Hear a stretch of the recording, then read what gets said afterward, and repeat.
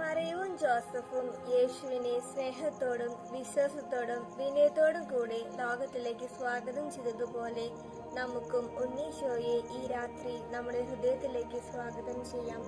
കുഞ്ഞായ യേശുവിനെ തൊട്ടിലിൽ കിടത്തുന്നത് നമ്മുടെ ഹൃദയങ്ങളിലേക്കും വീടുകളിലേക്കും ക്രിസ്തുവിനെ ക്ഷണിക്കുന്നതിന്റെ പ്രതീകമാണ്.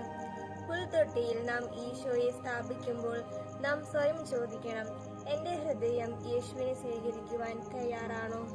അവൻ മഹത്തായ കൊട്ടാരങ്ങളോ സമ്പത്തോ അല്ല അന്വേഷിക്കുന്നത്, മറിച്ച് സ്നേഹം, ദയ, വിശ്വാസം എന്നിവയാൽ നിറഞ്ഞ ഹൃദയങ്ങളെയാണ്.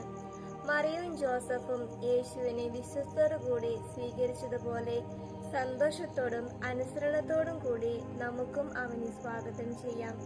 ഇന്ന് കുഞ്ഞായ യേശുവിനെ സ്വാഗതം ചെയ്യുമ്പോൾ അവന്റെ പഠിപ്പിക്കലുകൾ അനുസരിച്ച് ജീവിക്കുമെന്ന് നമുക്ക് വാഗ്ദാനം ചെയ്യാം. നമ്മുടെ ജീവിതം ഇന്നും എപ്പോഴും അവന്റെ സ്നേഹം, കാരുണ്യം, സമാധാനം എന്നിവയെ പ്രതിഫലിപ്പിക്കട്ടെ.